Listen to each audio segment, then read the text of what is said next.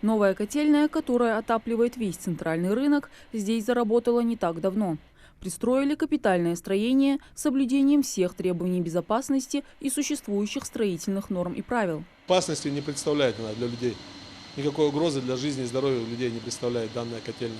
Котельную на новое место перенесли после проверки специальной комиссии, в состав которой вошли газовики, сотрудники МЧС и другие ответственные службы. До этого с 2014 года она располагалась в подвале, что категорически запрещено по требованиям нормативной документации. Эта информация была доведена до владельца здания.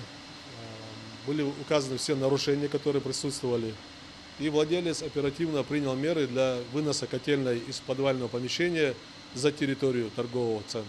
Проверить безопасность на всех торговых площадках города поручил глава региона в июле прошлого года, после ЧП в одном из торговых домов Назрани. Несчастный случай с жертвами из-за взрыва газа с последующим возгоранием привел к частичному обрушению здания. В торговом доме были расположены магазины, общепиты и не только. По предварительным данным, причиной прогремевшего взрыва стала утечка газа на втором этаже. Чтобы избежать таких страшных последствий, сотрудники «Газпром-газораспределения Назрань» на постоянной основе проводят рейдовые проверки общественных точек. Сегодня первым стало кафе «Ангушт». Утечек не обнаружено, также нет нарушений. Газоанализатор в руках специалиста показывает отметку 0%. Это значит, что утечки нет, как и опасности для жизни людей. Следующий в списке проверяемых – магазин мебели. Думаю, отход также соответствует нормативным требованиям, нарушений не выявлено, также нет утечек. Торговые точки проверку прошли, но на этом рейд не заканчивается. Это систематическая работа, которой нет конца. А специалисты, в свою очередь, вопрос безопасности на центральном рынке Назрани держат на постоянном контроле. На территории рынка все торговые точки обеспечены огнетушителями, пожарные краны работают. Буквально вот в этом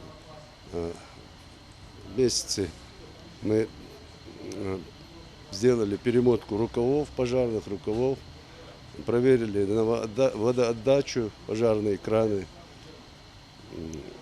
розданы по торговым точкам инструкции о мерах пожарной безопасности. И с сотрудниками охраны каждый вечер мы предупреждаем, чтобы отключали электрогазовые приборы во избежание возгорания.